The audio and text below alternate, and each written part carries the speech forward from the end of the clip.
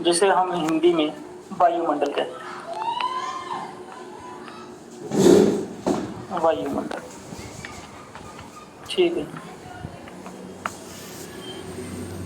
अब ये वायुमंडल होता क्या है? कोई भी ग्रह है, जैसे हम अर्थ मान लेते हैं, तो इसके चारों तरफ एक गैसों का, ठीक है, सर्कल होता है, एक घेरा होता है। ये सारा का सारा जो घेरा होता है किसी भी प्लेनेट के अक्रॉस, किसी भी ग्रह के आसपास गैसों का जो ये घेरा होता है, इसे क्या कहा जाता है? वायुमंडल। ठीक, हम इसके बारे में पढ़ेंगे आज और कल भी पढ़ेंगे, और काफी क्वेश्चन यहाँ से पूछे जाते हैं एग्जाम्स में। आप देखेंगे कि हाँ, इसमें से काफी क्वेश्चन जो है पूछे जाते हैं एग्जाम्स में। तो सबसे पहले तो हम इसके पढ़ेंगे कार्य, वायुमंडल के कार्य क्या हैं, ठीक है, फंक्शंस। 3 चीजें हम पढ़ेंगे। पहले तो फंक्शंस कि पूरे के पूरे इस एटमॉस्फेयर के क्या काम है।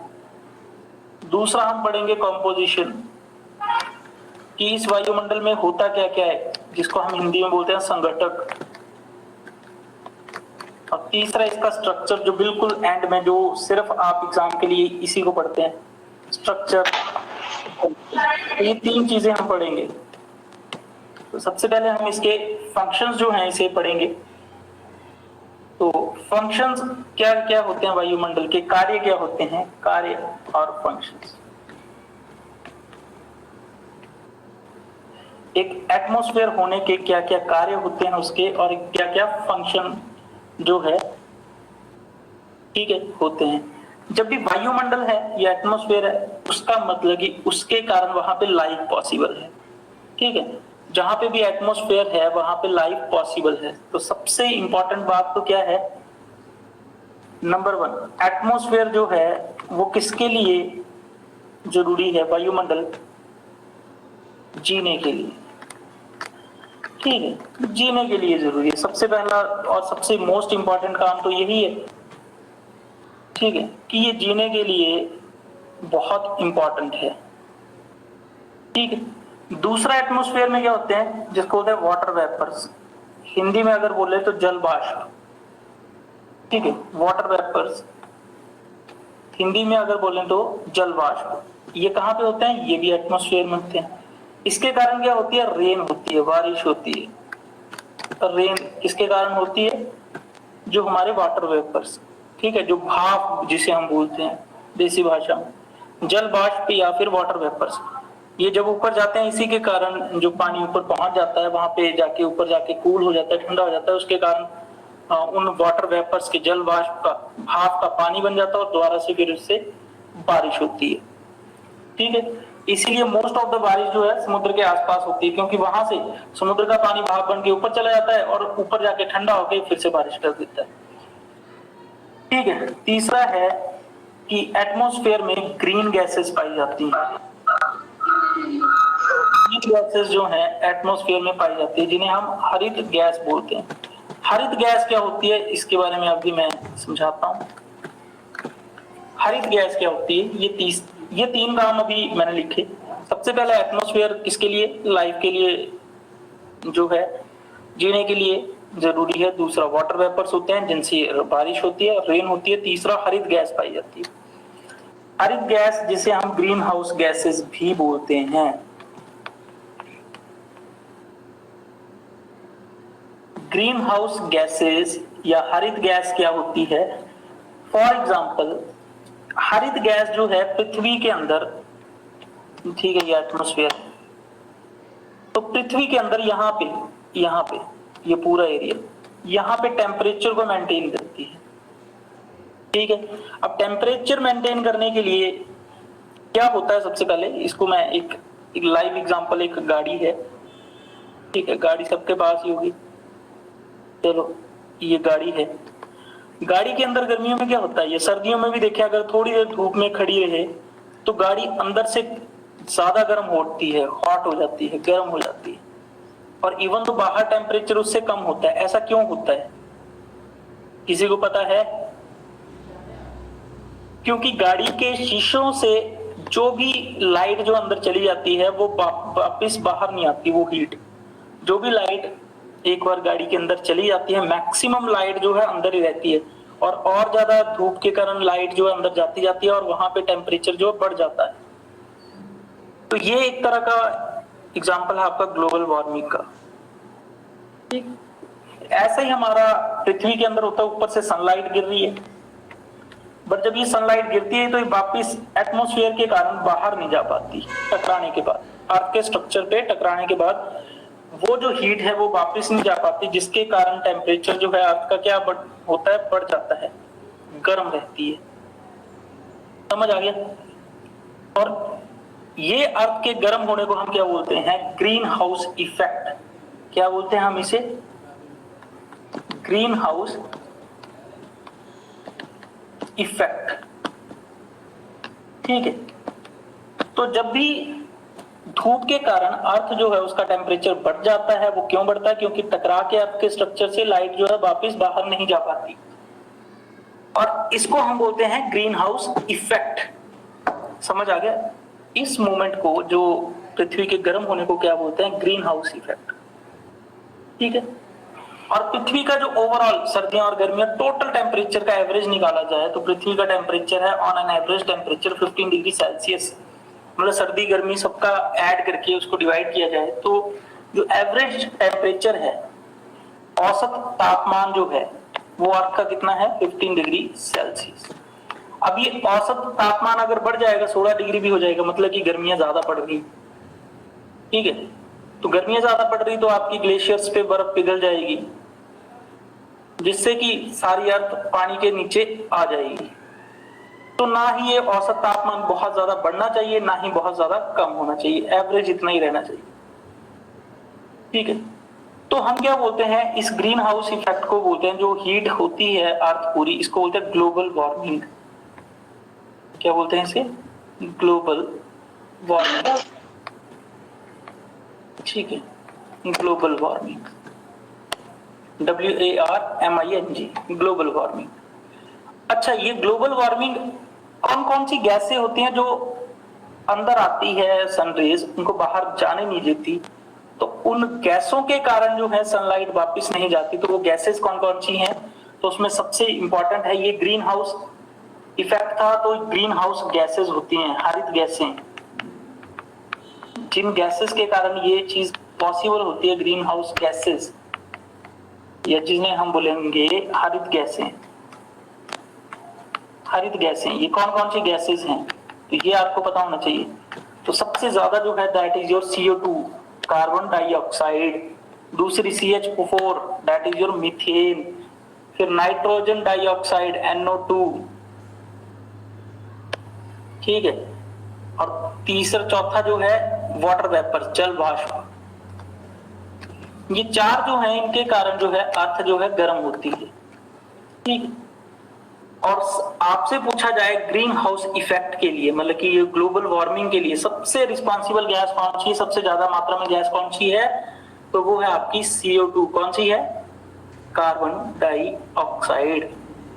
तो आपसे क्वेश्चन पेपर में ये क्वेश्चन पूछा जाएगा कि ग्रीन हाउस इफेक्ट के लिए सबसे ज्यादा रिस्पॉन्सिबल गैस कौन सी है, तो आप लिखेंगे कार्बन डाइऑक्साइड। मतलब कि एवरेज टेम्परेचर जो है अर्थ का किस गैस के कारण बढ़ता है, तो वो है कार्बन डाइऑक्साइड। अगर ये कम हो जाएगी तो हमारी धरती जो है ज्यादा गर्म नहीं होगी। इसके लिए ग्लोबल वार्मिंग से बचने के लिए हमें क्या करना चाहिए, ज्यादा से ज्यादा पेड़ जो है वो लगाने चाहिए। ठीक है जी, यहां तक हो गया। अब चलते हैं जी नेक्स्ट। अब ये तो 3 काम कर लिए थे, एक तो जीने के लिए, दूसरा हमारा जो था वाटर वेपर जो बारिश करते हैं, तीसरा हमारा ग्रीन हाउस इफेक्ट। चौथा काम क्या है हमारे एटमॉस्फेयर का, फोर्थ काम हम गिनते हैं। तो एनवायरनमेंट में सूरज से एक किरणें आती हैं। ठीक है, सन से एक किरणें आती है जिनको बोलते हैं यूवी रेस। ठीक है, यूवी रेस, रे लिखनी थी, है ना, यूवी रेस, पराबैंगनी किरणें। ठीक है, जिन्हें बोला जाता है पराबैंगनी किरणें। अब पराबैंगनी किरणें अगर डायरेक्ट अर्थ पर गिरे, मतलब कि डायरेक्ट एटमॉस्फेयर ना हो, डायरेक्ट ही अर्थ पे आ जाए, तो क्या होगा? सबसे पहले तो लोगों को हो जाएगी स्किन डिजीज, चमड़ी खराब हो जाएगी सबकी अगर डायरेक्ट इसके कांटेक्ट में आएंगे हम।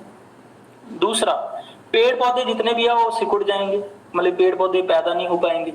अब जो इनिशियल स्टेज में पेड़ पौधे वो तो बेचारे सनलाइट से जीते हैं, उल्टा यूवी रेज उन पे गिरेंगी तो वो खत्म हो जाएंगे, जिससे कि कार्बन डाइऑक्साइड और बढ़ जाएगी, जिससे ओजोन गैस बढ़ जाएगी। तो यूवी रेज अगर गिरनी शुरू हो जाए हमारे अर्थ के ऊपर तो हमारे ऊपर बहुत खतरनाक इफेक्ट्स जो हैं इसके होंगे। तो अब क्या होता है कि ये पराबैंगनी किरणें यहाँ पे हमारे आउटर पार्ट पे, जिसको हम बोलते हैं ओजोन लेयर, इसको क्रॉस नहीं कर पाती। तो यूवी रेज जो हैं किसे क्रॉस नहीं कर पाती हैं, उनका नाम है ओजोन गैसेस। तो अर्थ पे जो ओजोन गैस है या हम उसे ओजोन लेयर बोलते हैं, ठीक है। ओजोन लेयर या ओजोन गैसेस जो हैं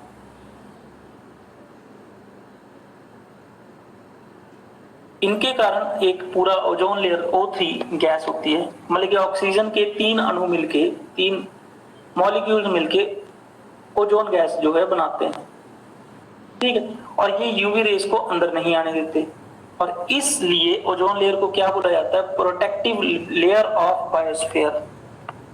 प्रोटेक्टिव लेयर ऑफ बायोस्फीयर,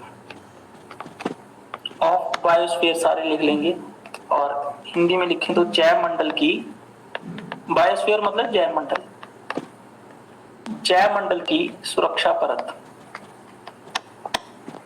तो किसे जाना जाता है जैव मंडल की सुरक्षा परत या प्रोटेक्टिव लेयर ऑफ बायोस्फीयर, तो उससे जाना जाता है ओजोन लेयर, ठीक है। अच्छा, उससे आगे चलते हैं। तो ये कुछ एक काम थे हमारे किसके, एनवायरमेंट के, सॉरी एटमॉस्फेयर के। और चौथा एक काम और है एनवायरमेंट का, 4 हो गए, पांचवा काम क्या है। फॉर एग्जांपल यहाँ पे अर्थ के बराबर बहुत बड़ी बॉडी जो है वो अर्थ पे गिर रही है, देखो इतनी बड़ी, मतलब कि अर्थ का 20% जो है, मतलब कि पूरा का पूरा आप मान लो चाइना या रशिया किसी पे गिर जाए, इतनी बड़ी कोई अमाउंट की कोई बॉडी, हेवनली बॉडी जो बाहर से आती है, बहुत बड़ी बॉडी जो होती है, हेवनली बॉडी जो होती है, उसे हम उल्कापिंड या मिट्योर कहते हैं। उल्कापिंड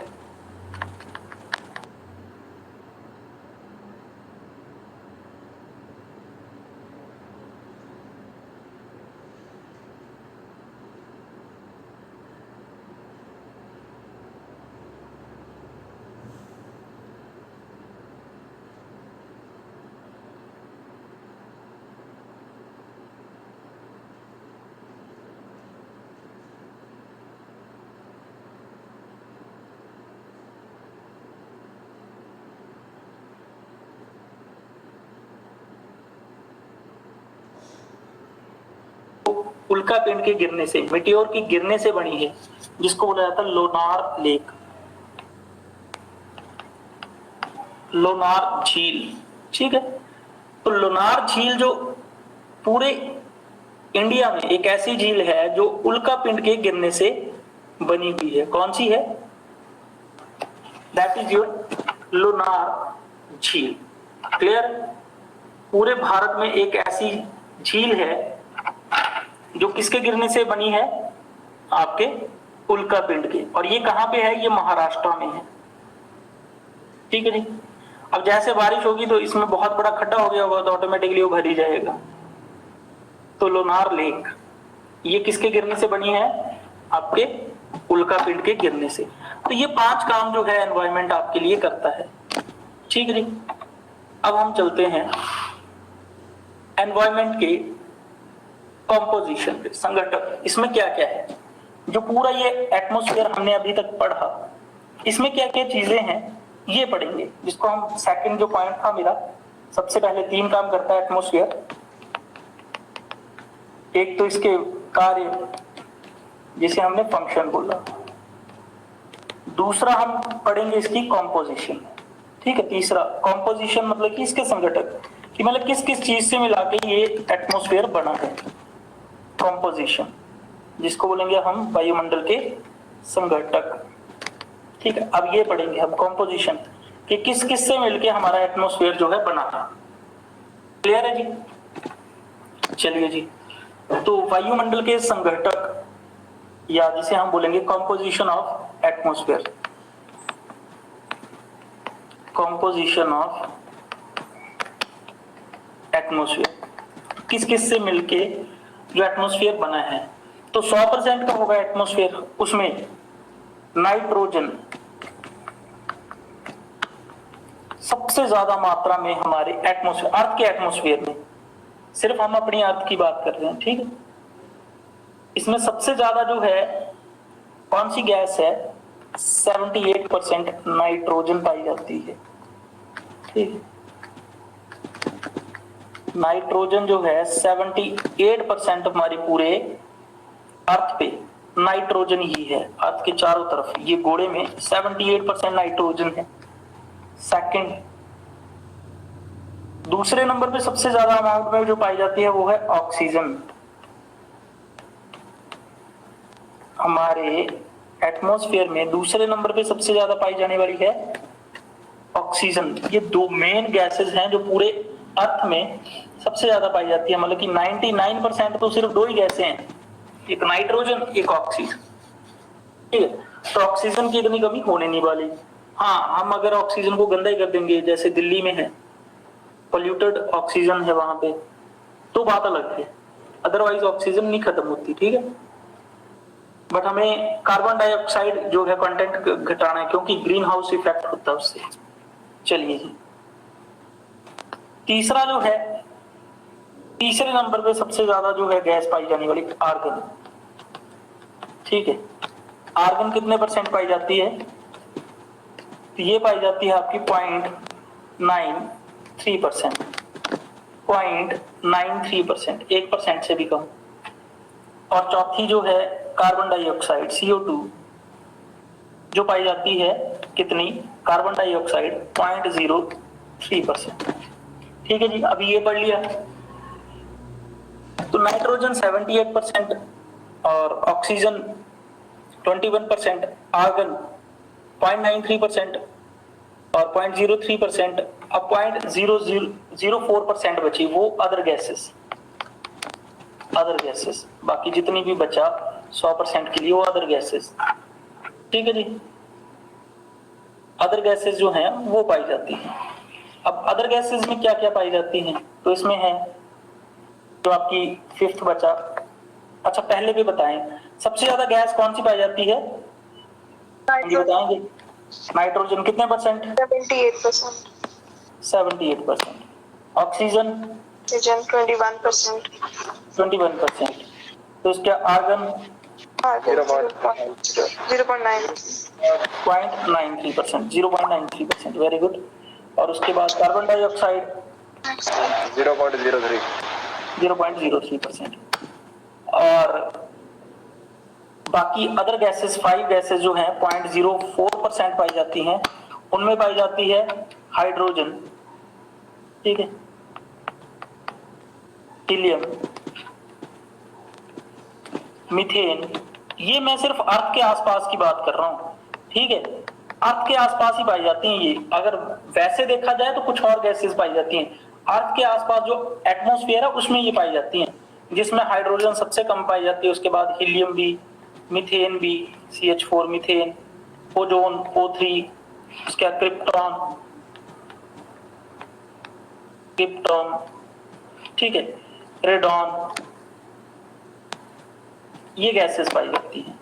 हाइड्रोजन, हीलियम, मीथेन, ठीक है, फिर ओजोन, क्रिप्टॉन, रेडॉन, ये गैसेस पाई जाती हैं और ये 0.04% है।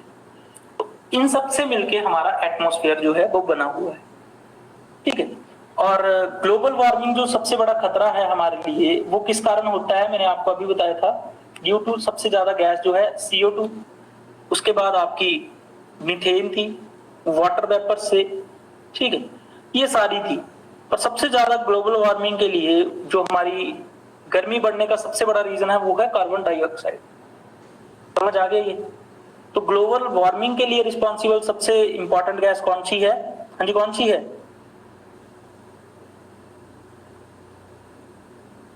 Carbon dioxide, carbon dioxide. चलिए जी, यहां तक क्वेश्चन जो है हमारा क्लियर हो गया, ठीक है जी। अब उसके बाद अगर इसमें देखें जो गैसेस पड़ी, इसमें कुछ स्टैटिक गैसेस हैं और कुछ टेम्परेरी गैसेस हैं। स्टैटिक मतलब कि वो रहेंगी रहेंगी, और टेम्परेरी गैसेस हैं वो आगे पीछे हम कम ज्यादा कर लें, जैसे नाइट्रोजन और ऑक्सीजन, ये दो स्टैटिक मतलब इतनी रहनी चाहिए और रहती भी हैं। और टेम्परेरी में आता है हमारा वाटर वेपर, जल वाष्प, ठीक है।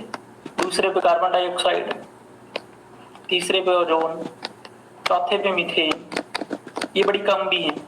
क्रिप्टॉन और आर्गन, आर्गन तो ज्यादा है, रेडॉन, आरडी लिखते हैं हम इसे, और एक होती है जीनोन, एक्सी। तो सबसे कम मात्रा में यही पाई जाती हैं, क्रिप्टॉन, रेडॉन, जीनोन, सबसे कम मात्रा में। सबसे ज्यादा मात्रा में नाइट्रोजन, ठीक है। तो अब बात करते हैं नाइट्रोजन के क्या क्या काम है। अब हम सेकंड पार्ट कर रहे हैं, तो नाइट्रोजन, नाइट्रोजन इतनी ज्यादा है हमारे एटमॉस्फेयर में, इसका काम क्या है, ठीक है। देखो नाइट्रोजन बड़ी जरूरी है। सबसे इंपॉर्टेंट बात कि एटमॉस्फेयर में, जो एटमॉस्फेयर में है, सबसे ज्यादा कौन सी गैस पाई जाती है, तो नाइट्रोजन, ठीक है, सबसे ज्यादा। और दूसरा इसका क्या काम है, ये गैस जो है, आपको पता है जब आग लग जाती है, फायर एक्सटिंग्विशर यूज करते हैं हम, वो पंप जैसे मारते हैं, उसमें कौन सी गैस होती है, नाइट्रोजन गैस होती है। नाइट्रोजन गैस जो है वो क्या करती है, आग को फैलने से रोकती है, तेजी से फैलने से रोकती है। मतलब नाइट्रोजन अगर आग पे मार दी जाए तो आग जो है बंद होने लग पड़ती है, आग को फैलने से रोकती है। नाइट्रोजन का एक और काम है, ठीक है, समझ आ गया। अब तीसरा सबसे इंपॉर्टेंट काम है ये नाइट्रोजन का। आपने देखा होगा कि हम खेतों में क्या डालते हैं, यूरिया डालते हैं ना, खाद डालते हैं ना। खाद क्यों डालते हैं, क्योंकि पौधों को, जो हमारे फसलें होती हैं, उन्होंने अपने खाने के लिए प्रोटीन चाहिए होता है, उनको भी, पौधों को भी प्रोटीन चाहिए होता, और वो प्रोटीन उनको कहां से मिलता है, वो नाइट्रोजन से मिलता है, ठीक है। तो पौधे जो हैं वो अपनी नाइट्रोजन से क्या गेट करते हैं, पौधे अपनी प्रोटीन कहां से पाते हैं, अपनी प्रोटीन जो है वो नाइट्रोजन से पाते हैं, समझ आ गया। इसीलिए जहां पे हम खाद में डालते, खाद में एक्चुअली कुछ एक मिक्सचर होता है जिसमें सबसे ज्यादा नाइट्रोजन डाली जाती है, ठीक है, उससे खाद बनती है। तो नाइट्रोजन से पौधों को क्या मिलती है, प्रोटीन। आपको प्रोटीन मिले तो आप हट्टे कट्टे हो जाएंगे, पौधों को प्रोटीन मिलेगी वो हट्टे कट्टे हो जाएंगे। क्लियर है यहां तक। 3 पॉइंट कर लिए कि एटमॉस्फेयर में सबसे ज्यादा नाइट्रोजन है, दूसरा आग को फैलने से रोकती है, तीसरा हम इसका उपयोग पौधे जो है प्रोटीन के लिए करते हैं। 4th पॉइंट, ये गैस कैसी है, रंगहीन, कलरलेस, ठीक है। रंगहीन मतलब कि कलरलेस, ठीक है। गंधहीन मतलब कि ऑर्डरलेस, कोई खुशबू नहीं है इसकी, ऑर्डरलेस, ठीक है, ऑर्डरलेस, ऑर्डरलेस, रंगहीन, गंधहीन, स्वादहीन, टेस्टलेस। तो इसका ये भी है कि इसका कोई टेस्ट नहीं है, इसकी कोई खुशबू नहीं है, इसका कोई कलर नहीं है, ठीक है। और हमने एक और चीज देखी होगी, हम जब फंक्शंस में जाते हैं तो फंक्शन में कई बार जैसे स्टार बड़े निकल के आते हैं तो धुआं मारा जाता है ना। वो धुआं भी किससे मारा जाता है, नाइट्रोजन से।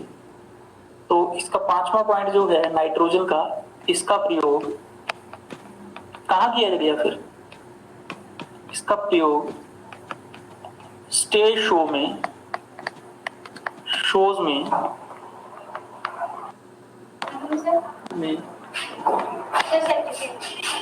बाद में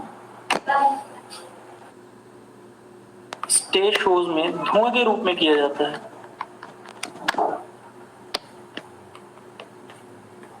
ठीक है, धुएं के रूप में किया जाता है, जिसको हम स्मोक बोलते हैं, स्मोक मारी ना, ठीक है। और 6 इसका पॉइंट है नाइट्रोजन का क्या काम है, इतने सारी पॉइंट हमने काउंट कर लिए। तो नाइट्रोजन जो है ये प्रिजर्वेशन के लिए, जैसे अचार को प्रिजर्व करना है या बड़ी चीजें जो बनाई जाती हैं खराब हो जाती हैं उनको प्रिजर्व करना है, बड़े लंबे समय तक चलाना है, तो लिक्विड नाइट्रोजन में उनको भिगोया जाता है। लिक्विड नाइट्रोजन उसमें डाला जाता है और उसको बाहर निकाल दिया जाता है। ये क्या काम करते हैं लिक्विड नाइट्रोजन? फॉर प्रिजर्वेशन, उसको काफी लंबे समय तक चलाने के लिए, प्रिजर्वेशन, ठीक है। प्रिजर्व करने के लिए भी नाइट्रोजन का प्रयोग जो है वो किया जाता है। तो इतने सारे प्रयोग हैं, ठीक है। अब बात करते हैं सेकंड नंबर पे, सबसे ज्यादा गैस है हमारे एटमॉस्फेयर में, ऑक्सीजन। ऑक्सीजन के क्या काम है? एक तो सबको पता है, ऑक्सीजन क्या करती है? हमें जीवन देती है, लाइफ, हमें लाइफ देती है, हमें जीवन देती है, ठीक है। और दूसरा जो काम है वो सबसे इंपॉर्टेंट काम है, ये हमारे भोजन को मतलब कि तोड़ती है आगे जाके। ऐसे नहीं है, भोजन में बड़े प्रोटीन्स होते हैं, न्यूट्रिएंट्स होते हैं, मिनरल्स होते हैं, कार्बोहाइड्रेट्स होते हैं, फैट्स होते हैं, इतनी सब चीजों में तोड़ने के लिए सबसे ज्यादा इंपॉर्टेंट चीज क्या है? ऑक्सीजन। ऑक्सीजन की जरूरत हमें भोजन के ऑक्सीडेशन में पड़ती है, भोजन के ऑक्सीडेशन में पड़ती है। मतलब कि ऑक्सीडेशन का मतलब उसे तोड़ती है ये अलग अलग चीजों में, ऑक्सीकरण, ठीक, जिसे हम बोलेंगे ऑक्सीकरण में पड़ती है। बड़ी इंपॉर्टेंट है, ऑक्सीजन ना हो तो खाना भी नहीं बचेगा। देखो आप, तीसरा, ऑक्सीजन जहां पे नहीं होती है वहां पे आग भी नहीं जलती। तो जब भी कहीं आग लग रही होगा उसको पूरा पैक कर दो, ऑक्सीजन ही मत दो, वहां पे आग नहीं लगती। तो O2 गैस जो है आग के जलने के लिए रिस्पॉन्सिव, आग को जलाने के काम आती है। जहां पे ऑक्सीजन कम होगी वहां पे आग नहीं जलेगी, ठीक है, इतना तो सबको पता है, ठीक है। जहां पे आग लगी हो, ऑक्सीजन ना हो तो वो आग नहीं जल सकती, ठीक है। अच्छा, नाइट्रोजन और इसका काम उल्टा है, नाइट्रोजन आग को बुझाती है, ये आग को जलाती है, ठीक है। और ऑक्सीजन एक और काम करती है उल्टा इससे, ऑक्सीजन क्या करती है? वस्तुओं को सड़ाती है। अगर ऑक्सीजन के कांटेक्ट में अगर वस्तुएं ना आए तो वो सड़ती नहीं है। तो वस्तुओं को सड़ाने में रिस्पॉन्सिबल क्या होती है? ऑक्सीजन। अगर ऑक्सीजन के कांटेक्ट में ना आए तो आलू बड़े दिन चलेगा, ठीक है। उल्टा नाइट्रोजन क्या करती है? वस्तुओं को प्रिजर्व करने के काम आती है, ठीक है जी। अब उसके बाद नाइट्रोजन आपकी 78% थी, ऑक्सीजन आपकी 21%। तीसरे नंबर पे कौन सी गैस थी आपकी जो सबसे ज्यादा थी? तो दैट इज योर आर्गन। कौन सी थी? आर्गन, ठीक है। तो वायुमंडल में तीसरी सबसे ज्यादा पाई जाने वाली यही है, ठीक है। उसके बाद इसका उपयोग कहां करते हैं हम आर्गन का? तो इसका प्रयोग हम बेसिकली करते हैं ट्यूबलाइट में। ट्यूबलाइट में हमने वो गैस जो है आर्गन डाली होती है जिससे कि वो ज्यादा फैलती है। तो इसका कुछ ज्यादा खास काम नहीं है आर्गन का, तो यही काम है। उसके बाद तीसरे के बाद चौथे नंबर पे सबसे ज्यादा पाई जाने वाली गैस है CO2। अब CO2 महाराज जो है वो हर जगह आ जा रहे हैं। CO2 का काम क्या है? 0.03% ये पाई जाती है। सबसे पहला काम तो ये है कि ये पौधों के लिए खाना बनाने के काम आती है। और पौधे जिस विधि से खाना बनाते हैं, सनलाइट लेते हैं और कार्बन डाइऑक्साइड से मिलके, देखो 3 चीजें पौधों को चाहिए होती खाना बनाने के लिए, सनलाइट, ठीक है, सूर्य की किरणें, दूसरा कार्बन डाइऑक्साइड, तीसरा वाटर, पानी जड़ों से मिलता है, पत्तों से ये क्या लेती हैं? लाइट लेती हैं और कार्बन डाइऑक्साइड लेती हैं, और इसके बाद ये खाना बनाती हैं अपने लिए। पेड़ पौधे खाना बनाते हैं, उस प्रोसेस को क्या होता है? फोटोसिंथेसिस। और फोटोसिंथेसिस के लिए कौन सी 3 चीजें रिस्पॉन्सिबल हैं? वो है कार्बन डाइऑक्साइड, दूसरा दूसरा क्या बताया मैंने, सनलाइट, और तीसरा वाटर। ठीक है, तीनों में से एक भी चीज मिसिंग होगी तो पेड़ पौधे सूख जाएंगे और अपने लिए खाना ही नहीं बना पाएंगे। चलो जी, उसके बाद जहां पे भी आग लग जाए, ऑक्सीजन आग को जलाती है, CO2 आग को बुझाने के काम आती है। कार्बन डाइऑक्साइड छोड़ दो तो वहां पे आग नहीं लगती, अगर कार्बन डाइऑक्साइड है तो आग लगेगी नहीं वहां। ठीक है, तीसरा एक पॉइंट पहले भी हमने पढ़ा, CO2 किस लिए रिस्पॉन्सिबल है, आपकी ग्लोबल वार्मिंग के लिए। ठीक है, जिसे हम बोलते हैं ग्रीन हाउस इफेक्ट के लिए, ग्रीन हाउस इफेक्ट। अच्छा, ये बड़ी इंपॉर्टेंट चीज लिखने वाला हूं अगली में। अब ग्रीन हाउस इफेक्ट को मतलब कि जो हमारा टेम्परेचर, एवरेज टेम्परेचर बढ़ रहा है, उसको कम करने के लिए एक संधि हुई थी। ठीक है, एक मीटिंग हुई थी पूरे देशों की।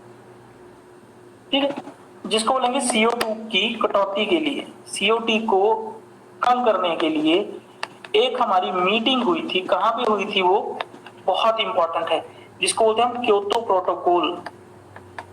क्योतो प्रोटोकॉल, हिंदी में भी क्योटो ही लिखेंगे, क्योटो प्रोटोकॉल ही लिखेंगे। ठीक है, 1997 में हुई थी ये। कहां पे हुई थी, 1997 में क्योटो प्रोटोकॉल हुआ था, और ये कहां पे हुआ था, जापान में। तो आपसे ये क्वेश्चन पूछा जाएगा कि क्योटो प्रोटोकॉल किससे संबंधित है, किससे रिलेटेड है, तो आप लिखेंगे ग्लोबल वार्मिंग से। या तो ऑप्शन रहेगा CO2 को कम करने के लिए, lessen the CO2, carbon dioxide कम करने के लिए। और ये क्योटो प्रोटोकॉल कब हुआ था, तो ये 1997 में हुआ था। और ये हुआ कहां था, तो ये जापान की सबसे कैपिटल तो नहीं है, क्योटो जापान में है, तो जापान में हुआ था। क्लियर है, तो क्योटो प्रोटोकॉल बहुत बार पूछा जाता है, बहुत ही बार पूछा जाता है। ठीक है, क्लियर है यहां तक। तो ये हमारी 4 मेन गैसेस थी, जिसमें हमने नाइट्रोजन के बारे में सब कुछ पढ़ लिया, हमने ऑक्सीजन के बारे में सब कुछ पढ़ लिया, हमने आर्गन के बारे में पढ़ लिया, और हमने CO2 के बारे में पढ़ लिया। CO2 जो है ग्रीन हाउस इफेक्ट के लिए रिस्पॉन्सिबल गैस सबसे ज्यादा है। उसके बाद मीथेन भी है, जो मैंने पहले बताया, वाटर वेपर जी भी हैं। ठीक है, तो ये सारी गैसेस जो हैं वो किसके लिए रिस्पॉन्सिबल हैं, वो आपकी ग्रीन हाउस गैस के लिए रिस्पॉन्सिबल है। अब जो बिल्कुल फिफ्थ में जो थी, बड़ी कम गैसेस थी, उनकी बात करते हैं। सबसे पहला हाइड्रोजन। हाइड्रोजन बहुत इंपॉर्टेंट है। अच्छा, अब हम थोड़ा अर्थ से बाहर जाते हैं, पूरा वर्ल्ड मतलब कि यूनिवर्स लेते हैं, ब्रह्मांड लेते हैं। ब्रह्मांड मतलब कि हमारी अर्थ को छोड़ के उसके बाहर की चीजें, ब्रह्मांड, यूनिवर्स। तो पूरे यूनिवर्स में सबसे ज्यादा पाई जाने वाली गैस कौन सी है पूरे यूनिवर्स में? मैं सिर्फ पृथ्वी के पास एटमॉस्फेयर की बात नहीं कर रहा हूं। तो ब्रह्मांड में सबसे पहला पॉइंट, सबसे ज्यादा पाई जाने वाली गैस, एटमॉस्फेयर में सबसे ज्यादा पाई जाने वाली गैस नाइट्रोजन है, और ब्रह्मांड में सबसे ज्यादा पाई जाने वाली गैस जो है वो कौन सी है? हाइड्रोजन है। सबसे ज्यादा पाई जाने वाली गैस ब्रह्मांड में सबसे ज्यादा। ठीक है, ब्रह्मांड में सबसे ज्यादा गैस जो है वो क्या है? वो हमारी हाइड्रोजन है। और दूसरा पॉइंट, सबसे हल्की गैस कौन सी है? तो जितनी भी गैसेस है उनमें सबसे हल्की गैस कौन सी है? हाइड्रोजन है। इसीलिए गुब्बारों में जब भी हम हाइड्रोजन भर देते हैं तो वो ऑक्सीजन और कार्बन डाइऑक्साइड से हल्की है, तो कार्बन डाइऑक्साइड जाती है और गुब्बारा जो है ऊपर उठ जाता है। सर, गुब्बारों में हीलियम गैस भरते हैं। वही बताते हैं आपको। तो तीसरा क्वेश्चन जो है ये एज ए फ्यूल यूज कर रहे हैं। आपको पता है 2 हाइड्रोजन मिलके क्या प्रोड्यूस करते हैं? हीलियम प्रोड्यूस करते हैं। जब भी 2 हाइड्रोजन मिलते हैं, ठीक है, इस रिएक्शन को क्या बोलते हैं? 2 हाइड्रोजन मिलके जब हीलियम को प्रोड्यूस करते हैं तो इसे बोलते हैं फ्यूजन रिएक्शन। फ्यूजन, ठीक है, फ्यूजन का मतलब 2 चीजें फ्यूज होगी, मिल गई, जुड़ गई। तो 2 हाइड्रोजन मिलके हीलियम प्रोड्यूस करते हैं। तो हमारा सूरज इसी से बना है। 2 हाइड्रोजन मिलके हीलियम बनाते हैं, जिससे कि हमारी हीट निकलती है, जो सूरज का मेन सोर्स है। तो सूरज में कौन सी रिएक्शन होती है? Fusion reaction. फ्यूजन रिएक्शन किसे बोला जाता है? जब दो हाइड्रोजन मिलके हीलियम प्रोड्यूस करते हैं तो उसे फ्यूजन रिएक्शन कहा जाता है। और सन किस थ्योरी पे काम करता है? तो फ्यूजन रिएक्शन थ्योरी पे काम करता है। और सन में क्या होता है? दो हाइड्रोजन मिलके क्या बनाते हैं? हीलियम बनाते हैं। तो हाइड्रोजन जो है बड़ी ज्वलनशील भी है, ठीक है, इसीलिए इसे ज्वलनशील है, मतलब कि बड़ी ज्यादा एनर्जी है, इसलिए नॉर्मली इसे यूज नहीं करते। और इसीलिए इसे क्या सोचते हैं कि ये क्या है? फ्यूचर फ्यूल है, फ्यूचर्स फ्यूल, भविष्य का ईंधन है ये। अभी सारे लोग यही काम कर रहे हैं, हाइड्रोजन बैटरीज बनाने में लगे हैं। अगर हाइड्रोजन से बैटरी मिल गई तो एनवायरनमेंट में बहुत ज्यादा, हमारे अर्थ के बाहर हाइड्रोजन ही हाइड्रोजन है सबसे ज्यादा, तो उससे यूज करके अगर हम बैटरीज बना लेते हैं तो एक तो ये एफिशिएंसी बहुत ज्यादा देता है, ज्वलनशील है बहुत, ठीक है। गुब्बारों में इसीलिए भरना बंद की थी कि उनमें आग लग जाती थी, क्योंकि ये ज्वलनशील है, सबसे हल्की है, ठीक है। अब आ जाते हैं दूसरा, ये पॉइंट करने के बाद दूसरा हीलियम। दो हाइड्रोजन मिलके हीलियम बनाते हैं, और हीलियम जो है पूरे अर्थ में, अर्थ तो नहीं बोलेंगे हम, पूरे ब्रह्मांड में, यूनिवर्स में दूसरी सबसे ज्यादा पाई जाने वाली गैस है। दूसरी सबसे ज्यादा पाई जाने वाली गैस,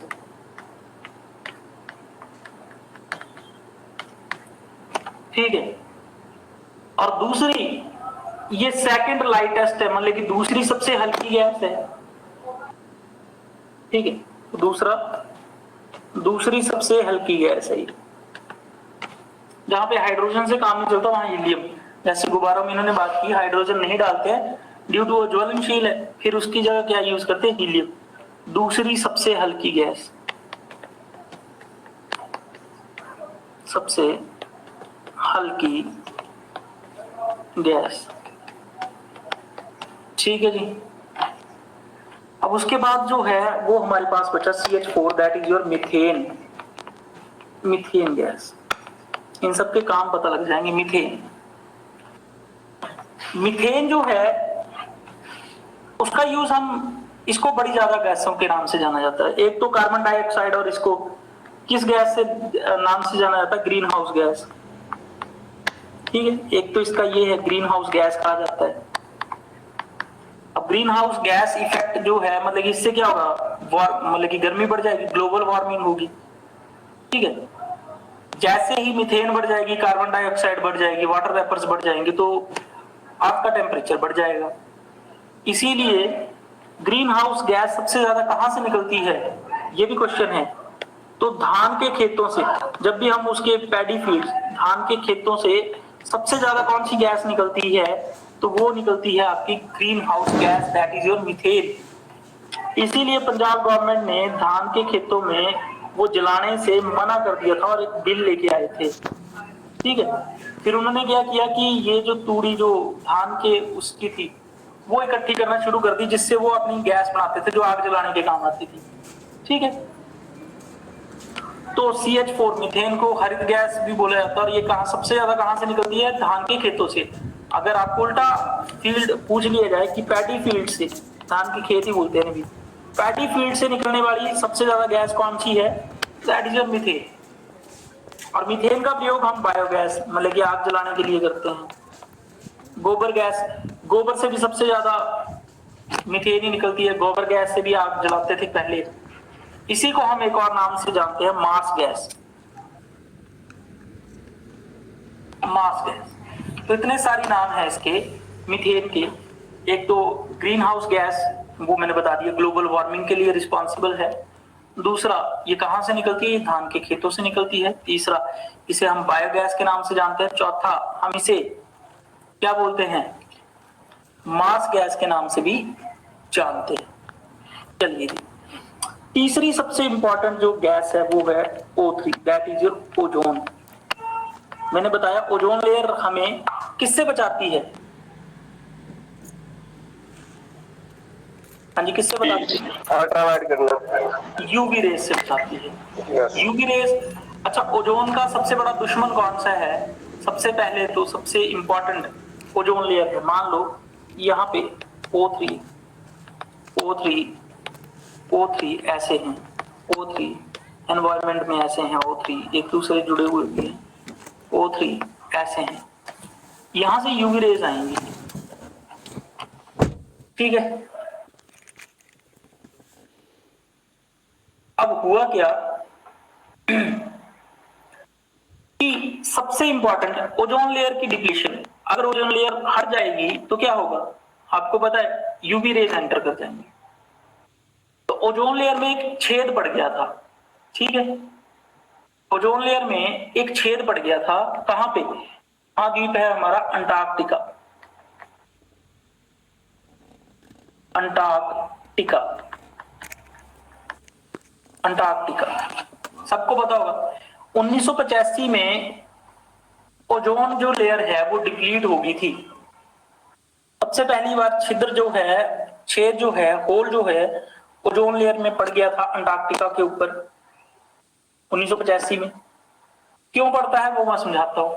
तो सबसे पहला क्वेश्चन तो है ओजोन लेयर जो है डिप्लीट हो गई थी। अभी आपका इससे पहले, कोरोना से पहले, यहाँ पे अंटार्कटिका में इतना बड़ा छेद हो गया था, शायद 85 किलोमीटर लंबा जो है छेद हो गया था। फिर कोरोना में सारे ईंधन जो है, हमारे इंडस्ट्रीज बंद हुई, हमारी कार्स, हमारा ऑटो सेक्टर बंद हुआ, उसके बाद जो है ये पूरा का पूरा ओजोन लेयर जो है दोबारा से ठीक होगी, रिपेयर होगी खुद ब खुद ही। अगर कोरोना से पहले ये बढ़ता ही जा रहा था छेद, ठीक है। तो जब सबसे पहली बार ये छेद हुआ था, उसके बाद 16 सितंबर 1987 में एक मीटिंग हुई, ठीक है, और वो कहां पे हुई, इसी डेट को ही 16 सितंबर को, ठीक है, इसको ओजोन डे के नाम से भी जाना जाता है। और ये कहां पे हुई, ये हुई मॉन्ट्रियल कनाडा में, मॉन्ट्रियल कनाडा में। जो मीटिंग हुई वो कहां पे हुई, मॉन्ट्रियल कनाडा में, ठीक है जी। तो आपसे पूछा जाएगा मॉन्ट्रियल सम्मेलन, ठीक है, मॉन्ट्रियल, जिसको मैं हिंदी में लिख देता हूं मॉन्ट्रियल, मॉन्ट्रियल सम्मेलन कब हुआ, तो आप लिखेंगे 1987 में। किसके लिए हुआ, ओजोन डिप्लीशन के लिए, क्योंकि उन्होंने 1985 में देखा कि ओजोन लेयर जो है डिप्लीट हो रही है, इसलिए वर्ल्ड जो है पूरे विश्व के लोग इकट्ठे हुए, विश्व ओजोन सम्मेलन हुआ, जो कहां पे हुआ, ठीक है, वो हुआ मॉन्ट्रियल कनाडा में। और कब हुआ, वो हुआ 16 सितंबर 1987 को। बड़ा इंपॉर्टेंट है कि मॉन्ट्रियल सम्मेलन किससे रिलेटेड हुआ, ओजोन से रिलेटेड। अच्छा, उसके बाद ओजोन लेयर के लिए ही 22 अप्रैल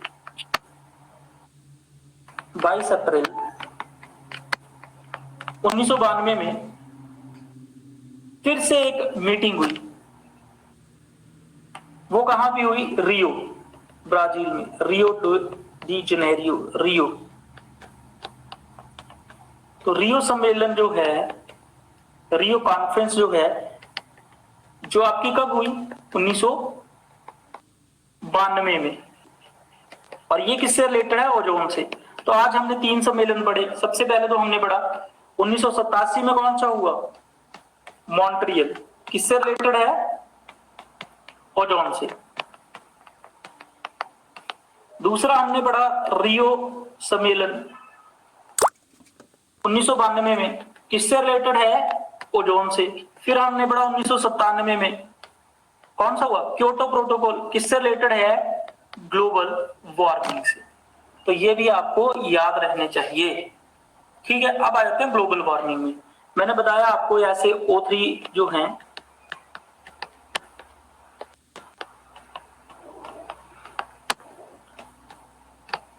अब एक गैस होती है क्लोरोफ्लोरोकार्बन, क्लोरो Cl, क्लोरोफ्लोरोकार्बन,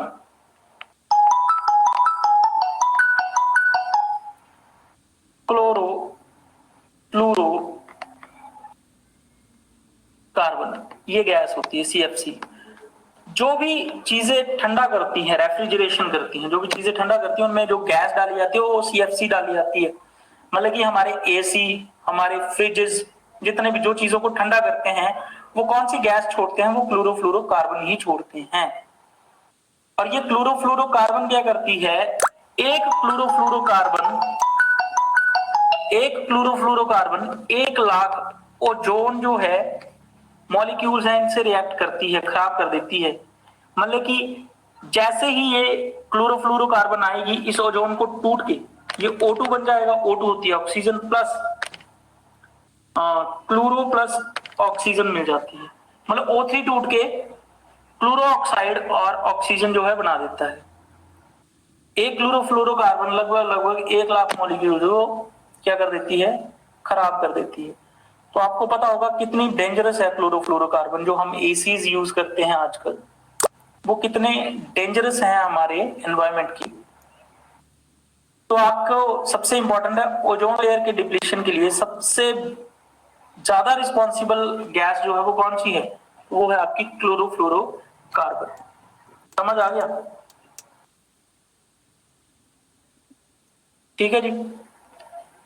तो आज के लिए हम इतना ही पढ़ते हैं, बाकी चीजें हम पढ़ेंगे कल। आज का लेक्चर समझ आया सबको? तो that's all for the day, बाकी आप पढ़ना कल। ठीक है जी।